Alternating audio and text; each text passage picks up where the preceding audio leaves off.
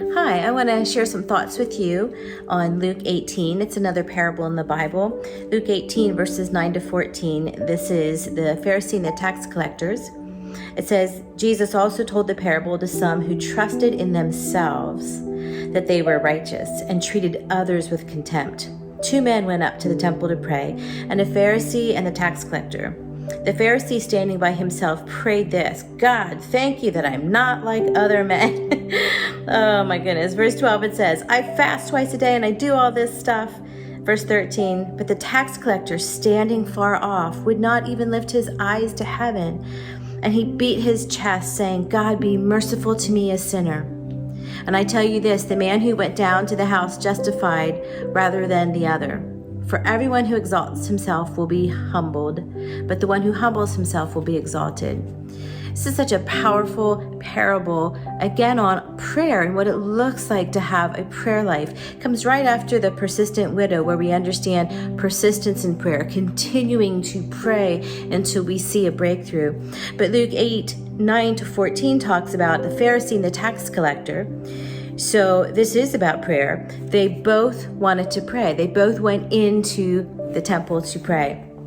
But in verse 11, we see that the Pharisee wasn't actually praying. He was telling God how great he was. He was telling him all his accomplishments, all the things he's done in the kingdom. Like for today, think of all the degrees I have behind my name, all the Bible studies I've done, all the great conferences I've gone to. So he was telling him how much that he has done. And we can have this conversation with God and never actually have prayer. So to me, when I see this, I'm seeing that a person that is constantly talking about themselves to God, thinking they're praying, but they never really have a conversation, because we know that prayer is an intimate conversation with God. It's a continual, persistent conversation with God. And so we can talk about something all day long and still never have prayed about it. But then we see in verse 13, where this beautiful man comes in and he's striking his chest. He literally is touching his heart, his very center of his being, because he knows that's where Jesus is. He's touching the very center of his being and he's saying, God, have mercy on me. So right away you see his posture is of humbleness. His posture is towards God. His posture is seeing the holiness of God and saying, I know that's not me. Would you help me? Would you make me be that way? And so we see mercy. He is seeing the mercy of God, and he's responding to the mercy of God by asking for mercy. It's a totally different prayer life that he is having. One prayed or shouted his prayer with pride and arrogance. Almost like how Paul talks about in Corinthians, right? In Corinthians, if I'm a loud cymbal, like if I'm just shouting everywhere, I'm just really horrible noise. I think that can also be in prayer. Sometimes we pray what we want to be, or we demand things of God, and that's not who God is. And he's not going to respond to prayer like that. He is not going to respond to our wants and our wishes or our wanderlust, right? He's not going to respond to the things that we want to be in our accolades. He's going to respond to the mercy and the humbleness of our heart, saying, God, I need you. I want to be with you. So one prayed his accomplishments, and he prayed from a place of pride. But true prayer is always with God, to God, about God. In every situation when we pray, it is from this posture of God who created the heavens and the earth, the God who parted the Red Sea, how majestic is your name. And I bring these humble prayer requests before you.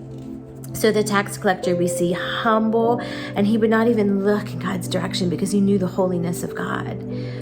Wow, what a powerful, like he couldn't even look. He's like, I just know who I am. Is that not us? Like, do we not know who we are even on our best day? Even on our best day, we still have issues. Even on our best day, we still have things that we know aren't right in our hearts. And so we can pray from this place of pride, or we can pray from this true place of prayer that comes from seeing ourselves how God sees us, and responding to how he sees us, responding in prayer, responding with our lives before him open, almost like when we see in Hebrews where he divides the soul and the spirit, and he leaves us bare, so we know where we need to apply his word. And his word becomes that salve, right? His word becomes that balm of Gilead in our very hearts.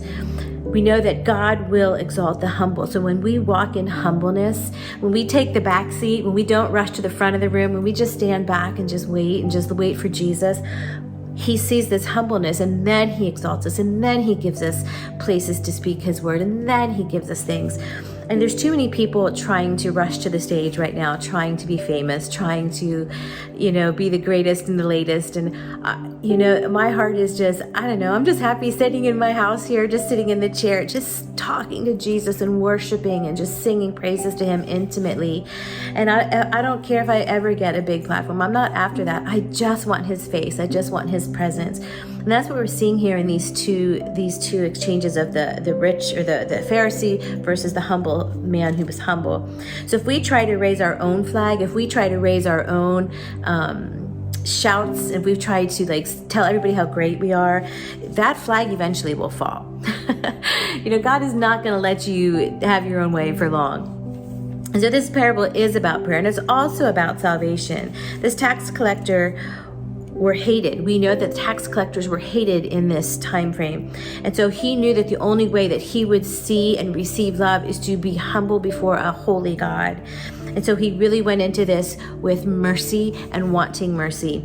And we know he needed to be saved, because he is saying, I acknowledge who I am. And then he left that place and went into the presence of God. What a beautiful parable of how this is about prayer. It's about salvation. It's about receiving mercy, and it's also about showing mercy. The Pharisee was not very merciful. He was just about himself. And friends, we don't want to be that type of believer in the world. We don't want to be that type of follower of Jesus, where we're just about our own self, that we're just about our own ministry, we're just about getting our name out there. No, we want to be like the humble man who just said, God, would you just have mercy on me today? I don't know what you want me to do today. I don't know who you want me to speak to, but would you just have mercy so that my life looks like your life? Guys, be blessed today. Read this again and again, and just stay in that place of humility before him.